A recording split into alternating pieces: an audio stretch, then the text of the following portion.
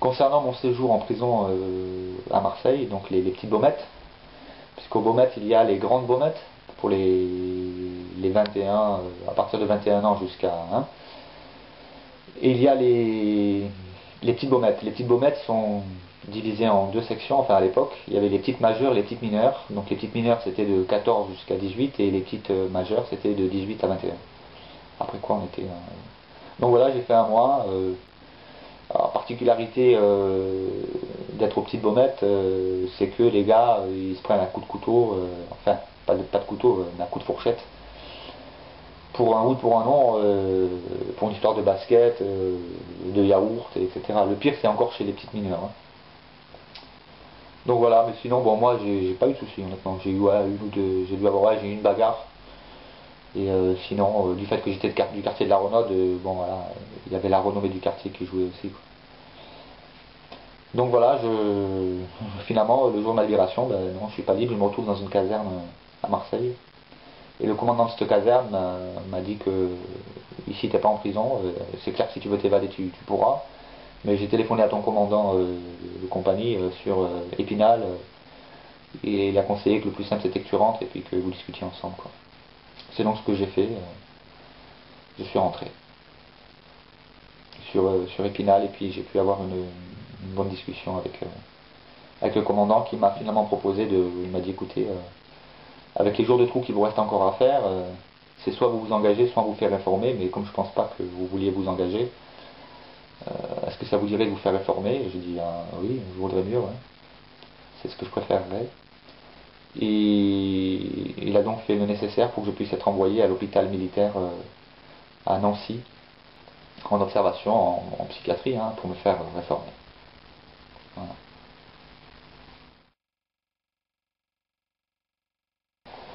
L'hôpital militaire, quand je suis arrivé, ils ont tout de suite fixé les règles. Il y a un responsable, un gradé, qui nous a clairement dit le premier qui essaye de faire tentative de suicide ou qui se met à tout casser pour qu'on le réforme, il retourne direct dans sa caserne. Je pense qu'ils avaient déjà eu des déboires avec certaines personnes certains militaires, jeunes appelés, qui devaient penser qu'en faisant mine d'être fou, de vouloir se suicider ou de tout casser, ça accélérerait leur réforme. Et donc ils nous ont dit clairement que c'est le genre de truc qui nous fait retourner l'ICO à la caserne. Donc ils nous ont plutôt conseillé, ils nous ont dit si vous tenez tranquille, tout devrait bien se passer. Donc c'est ce que j'ai décidé, de me tenir tranquille. Je me suis dit bon, c'est pas la peine de faire le fou. Quoique, bah, là j'ai fait des connaissances et puis on a quand même, j'ai quand même, maintenant que je recule, je me dis c'est bête parce que j'aurais pu passer à côté de la réforme. Parce que j'ai rencontré des gars là-bas avec qui on a fait on est sorti de l'hôpital militaire alors qu'on n'avait pas le droit, donc on n'avait pas de vêtements civils, donc on est sorti de l'hôpital en faisant le mur, habillé en tenue d'évadé d'asile, on va dire. On était habillé en bleu, tenue bleue, pyjama bleu, quoi. Hein. Tout ça pour aller se promener dans la ville de Nancy pour chercher du shit et puis aller picoler un coup. Hein. Et puis on a fait ça pratiquement 2-3 fois par semaine. Bon, finalement tout s'est bien passé, on s'est pas fait attraper heureusement, et puis je suis passé devant le psychologue ou le psychiatre, enfin je sais pas ce que c'était exactement. Quoi qu'il en soit, j'ai pu au bout de 15 jours d'observation obtenir le papier comme quoi je suis réformé P4. Donc bah là j'ai vécu encore une fois cet épisode comme une délivrance, c'est-à-dire maintenant c'est bon, je suis totalement libre, l'armée s'est réglée, maintenant je suis libre, je vais pouvoir démarrer une nouvelle vie, ou plutôt continuer celle que j'avais avant, hein, parce que j'y avais pris goût. Mais voilà, j'avais plus de contraintes. Hein, et en fait ça va être le début d'autres aventures.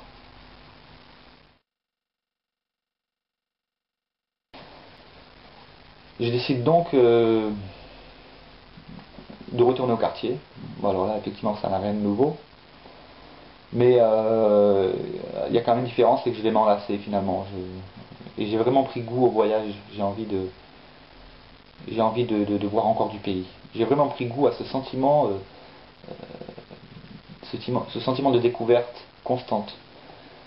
Vivre comme ça au jour le jour, à l'aventure, en se disant voilà, je prends le train, je peux aller dans n'importe quelle ville, je vais rencontrer des nouvelles personnes, voir de nouveaux paysages.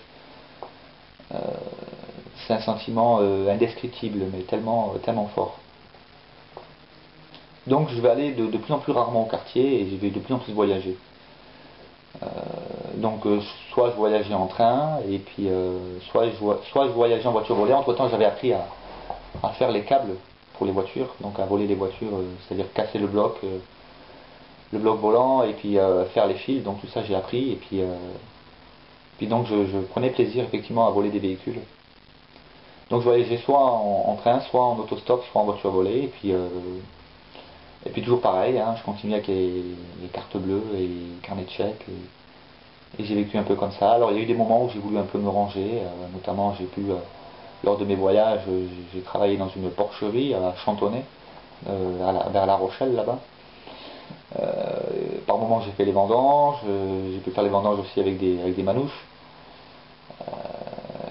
C'était une époque, alors j'ai tombé sur une équipe de bagarreurs, mais comme j'étais avec eux, alors on se sentait en force, alors on picolait, on bagarrait, puis on faisait les vendanges, et puis...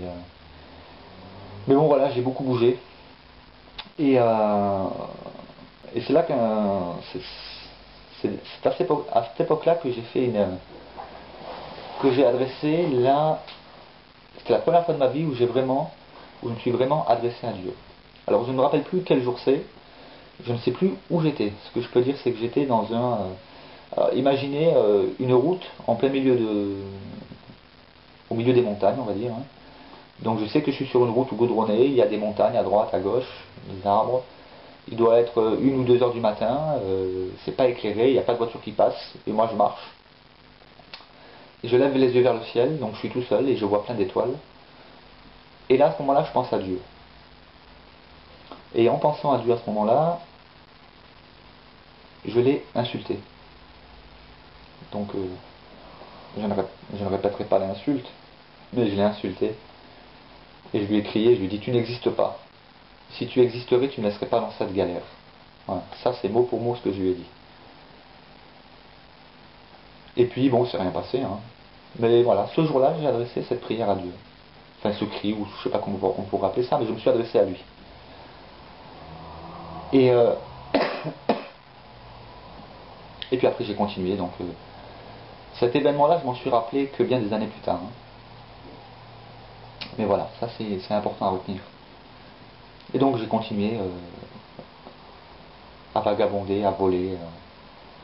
Je ne pourrais pas rentrer dans tous les détails, et puis bon, le but c'est pas de faire un palmarès non plus de tout ce que j'ai pu faire, ça serait d'ailleurs trop long à raconter, puis ça n'aurait pas d'intérêt.